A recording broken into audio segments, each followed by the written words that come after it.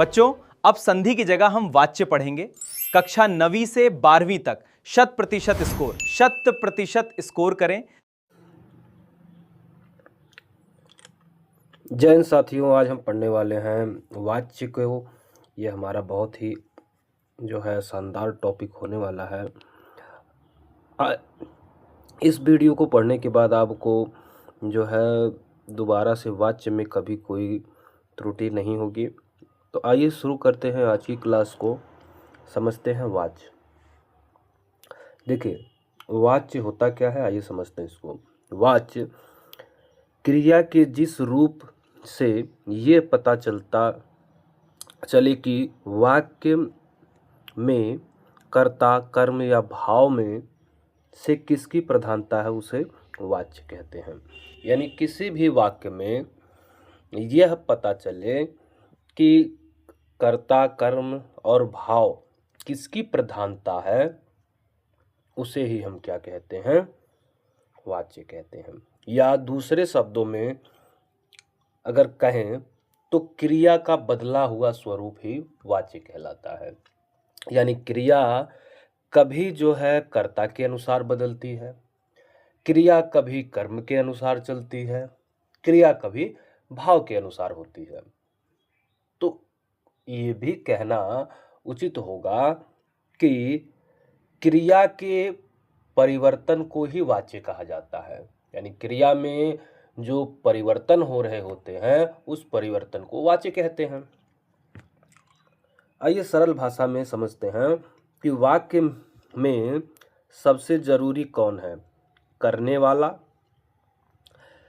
जिस पर काम हुआ, या खुद कार्य जो होता है, यानी खुद काम, ये वाच्य कहलाता है। यानी करने वाला जो है क्रिया है, जिस पर कार्य हुआ वो कर्म है। ठीक है, तो क्रिया कहीं ना कहीं क्रिया के बदलते स्वरूप को ही वाच्य कहा जाता है। इसके तीन भेद होते हैं, आइए समझते हैं इसके तीनों भेदों को। वाच्य के तीन भेद होते हैं। पहला है कर्तृवाच्य, दूसरा है कर्मवाच्य, तीसरा है भाववाच्य। सबसे पहले पढ़ेंगे हम लोग कर्मवाच्य के बारे में। तो कर्तृवाच्य के बारे में। कर्तृवाच्य होता क्या है? कर्त से समझिए कर्ता को। पहचान इसकी क्या है? वाक्य में कर्ता प्रधान हो। जब किसी वाक्य में कर्ता प्रधान दिखाई पड़े तो वहां पर कर्तृवाच्य होता है। कर्ता जो है कि लिंग, वचन, पुरुष के अनुसार क्रिया बदलती है। यानी जब क्रिया क्या हो, कर्ता के अनुसार बदल रही हो, तो उसे कर्तृवाच्य कहते हैं। इसमें ने का प्रयोग भूतकाल में होता है, जैसे राम ने खाना खाया। यानी यहां राम क्या है, कर्ता है, ने परसर्ग है, खाना क्या है, क्रिया है। खाना कर्म है और खाया क्रिया है। तो यहाँ पे जो क्रिया है, यानी खाने का ये जो खाया, ठीक है, तो ये कर्ता के अनुसार किसने खाया, तो राम ने खाया। किसने खाया? राम ने। वही सूत्र समझिए, कर्ता, कर्म और क्रिया। यानी इसमें कर्तृवाच्य में पहले कर्ता आएगा, फिर कर्म आएगी, फिर आपका क्रिया आएगा। जैसे यहाँ पे आप देख रहे हैं, राम कर्ता है, खाना कर्म है, खाया क्रिया है। तो पहले क्या आया? कर्ता, फिर कर्म, फिर क्रिया आई। तो इसको हम कहते हैं कर्तृवाच्य। क्रिया सकर्मक या अकर्मक दोनों हो सकती है। यानी जो क्रियाएं इसमें प्रयोग की जाती हैं वो सकर्मक भी हो सकती हैं, अकर्मक भी हो सकती हैं। सकर्मक क्रियाएं वो होती हैं जब क्रिया में कर्म साथ साथ चले, सकर्मक क्रिया कहलाएगी। अकर्मक क्रिया में सिर्फ क्रिया होती है, कर्म नहीं होते, उसको हम अकर्मक क्रिया कहते हैं। आइए उदाहरण से समझते हैं। देखिए, उदाहरण में दिया है कि राम किताब पढ़ता है। पहला उदाहरण क्या है कि राम किताब पढ़ता है। ठीक है, राम क्या है, करता है, राम करता है, यहाँ प्रधान पुल्लिंग है, लिंग क्या है, पुल्लिंग। राम क्या करता है, किताब पढ़ता है, यानी राम क्या है आपका, करता है, किताब है आपका कर्म, पढ़ना क्या है, क्रिया, यानी क्रिया किसके अनुसार चल रही है, कर्म, कर्ता के अनुसार। यहाँ पे कि राम किताब पढ़ता है, यानी क्रिया से आप कौन का प्रश्न करेंगे, पढ़ता है, कौन पढ़ता है, राम पढ़ता, उत्तर मिले, कर्ता यदि उत्तर मिल रहा है तो वहां पे करित्रवाच होता है। दूसरा, सीता गाना गाती है, सीता क्या है आपकी क्रिया है, गाना कर्म है, गाती क्रिया है, गाती है कौन, आपकी सीता गाती है, तो सीता क्या है आपका कर्ता है। यहाँ सीता जो है प्रधान है, और प्रधान सीता जो शब्द है वो स्त्रीलिंग का शब्द है। आगे देखिए, तीसरा है लड़के खेल रहे हैं। अब लड़के जो है, लड़के क्या हो गए, कर्ता हो गए, खेलना क्या है, क्रिया है, तो यहाँ पर लड़के क्या हो गए, कर्ता, कर्ता प्रधान हुआ, और वचन क्या हो गया, वचन में बहुवचन हो गए, क्योंकि एक लड़के की बात की जाती तो वहाँ पे एक वचन होता, लेकिन यहाँ लड़के की बात की गई है तो बहुवचन है। आगे चौथा, मैं सोता हूँ। ठीक है, अब मैं सोता हूँ, मैं सोता हूँ, सोना क्या है, क्रिया है, कौन सोता है, मैं सोता हूँ, क्या सोता है पता नहीं। जब क्या का उत्तर नहीं मिले तो वहाँ पे अकर्मक क्रिया होती है। जैसे बाकी सब में क्या था, जैसे सीता गाना गाती है तो गाना क्या है, क्रिया है, क्या गाती है तो गाना गाती है। ठीक है, कौन गाता है तो सीता गाती है। तो यहाँ पे क्या कौन के उत्तर मिल रहे थे, जैसे क्या का उत्तर मिला नहीं है, वहाँ पे कर्म था। पहले वाले में किताब पढ़, राम किताब पढ़ रहा है, क्या पढ़ रहा है, किताब पढ़ रहा है। ठीक है, तो वहाँ कर्म है, लेकिन दूसरे ये लास्ट वाले में कर्म नहीं है, इस नाते यहाँ अकर्मक क्रिया होगी, फिर भी यह करित्र वाच्य होगा, क्योंकि क्रिया जो है कर्ता के अनुसार चल रही है, यानी कर्ता का यहाँ प्रधानता है। आइए दूसरा समझते हैं। दूसरा जो होता है कर्मवाच्य। कर्मवाच्य क्या है, चलिए इसको थोड़ा सा और बड़ा करते हैं। कर्मवाच्य द्वारा, से, के द्वारा, जाना जाना क्रिया जरूर आएगी, यानी इसमें क्या है, द्वारा आ जाएगा, से आ जाएगा, के द्वारा आ जाएगा। ठीक है, जाना, अगर ये शब्द आपके वाक्य में दिखाई देते हैं तो वहाँ के आपका क्या हो जाता है, सकर्मक क्रिया।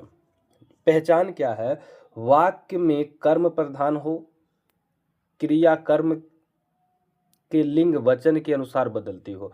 पहले वाले में जो क्रिया थी वो कर्ता के अनुसार बदल रही थी, दूसरे वाले में कर्म के अनुसार बदलेगी। जब कर्मवाच्य आएगा तो इसमें कर्म के अनुसार लिंग वचन ये सारे कर्म के अनुसार बदलेंगे।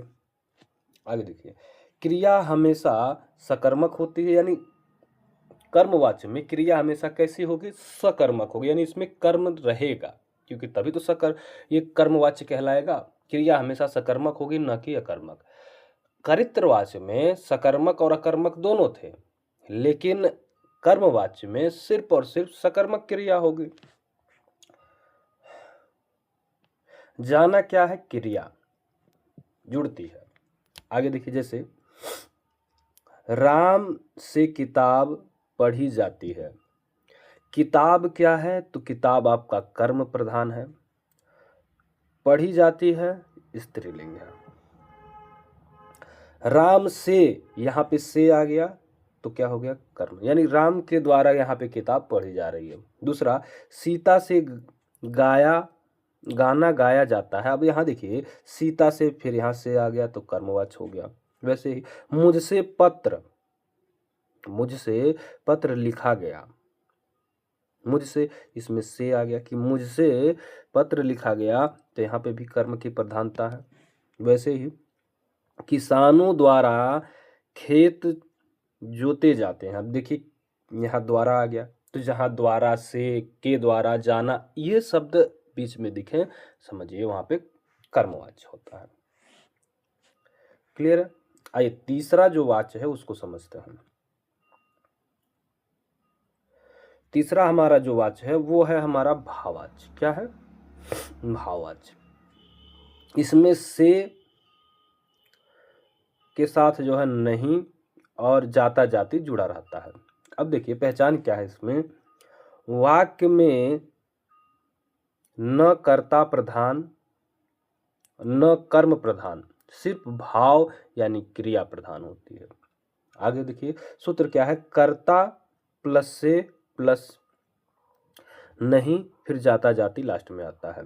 यानी जिसमें पहले क्या आए, कर्ता आए, उसके बाद से आए, फिर उसके बाद नहीं आए मतलब नकारात्मक, फिर उसके बाद जाता जाति आते हैं, वहां पे होता है। जैसे क्रिया हमेशा इसमें क्या रहेगी, अकर्मक। करित्रवाच्य में सकर्मक अकर्मक दोनों होते हैं। कर्मवाच्य में सिर्फ क्रिया सकर्मक होती है, लेकिन भाववाच्य में क्रिया हमेशा अकर्मक होती है। क्रिया हमेशा एक वचन पुल्लिंग और अन्य पुरुष में होगी, ठीक है, और इसमें हमेशा असमर्थता का भाव होगा, यानी हमेशा निगेटिव बातें कही जाएंगी। जैसे मुझसे चला नहीं जाता, यहाँ देखिए असमर्थता की बात की जा रही है कि चलने में समर्थ नहीं है, यानी चलने का भाव प्रधान हो रहा है, चलने का भाव प्रधान है। अब यहाँ देखिए राम से सोया नहीं जाता, अब यहाँ भी से आया है, नहीं भी आया है, तो सोने का भाव प्रकट किया कि वो वहाँ पे उनको नींद नहीं आ रही है। बूढ़े से दौड़ा नहीं जाता, तो दौड़ा नहीं जाता, यहाँ भी भाव उत्पन्न हो रहा है। उससे हंसा नहीं जाता, यानी हंसना एक भाव है, एक प्रतिक्रिया है, तो हंसने का भी यहाँ भी भाव प्रधान है। तो जहाँ पे भाव की प्रधानता होती है वो हमारा होता है भाववाच्य। क्लियर है? आइए तीनों को एक साथ समझते हैं जरा। जैसे वाच्य है, शब्द होंगे, क्रियाएं होंगी, पहचान होंगे और उसके उदाहरण। इसको हम अगले पेज में आराम से समझते हैं। देखिए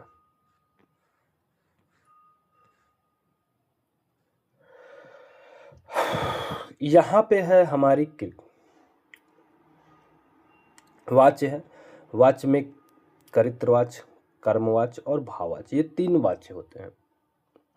करित्रवाच्य में कर्ता प्रधान होता है, कर्मवाच्य में कर्म प्रधान होता है, भाववाच्य में भाव क्रिया प्रधान होती है, भाव या क्रिया प्रधान होती है। आगे देखिए करित्रवाच्य में कर्ता की प्रधानता होती है, कर्ता के अनुसार जो है लिंग वचन कारक, ये सारी चीजें लिंग वचन इसके अनुसार बदलते हैं।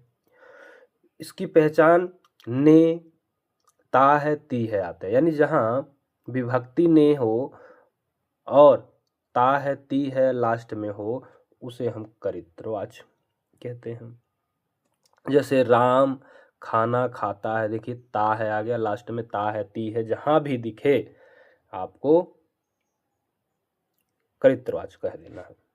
कर्मवाच्य में कर्म के अनुसार होती है क्रिया, कर्म प्रधान होता है, कर्म के बाद इसमें द्वारा से जाता है, जाता जाति जहां पे अंत में दिखता है वहां आपका क्या है, कर्मवाच्य होता है। जैसे राम से खाना खाया जाता है, यहाँ पे खाना खाया जाता है, से के द्वारा आ गया, यानी राम के द्वारा ही खाना खाया जाता है। आगे देखिए भाववाच्य में भाव की प्रधानता होती है, हमेशा पुल्लिंग एक वचन होता है, इसमें से नहीं आता है, जैसे राम से चला नहीं जाता। तो ये कुछ छोटा सा टॉपिक था जो कि आपको समझ में आया होगा। आई होप ये चीज़ें आपको अच्छे से समझ में आई होंगी। मिलते हैं नेक्स्ट टॉपिक में।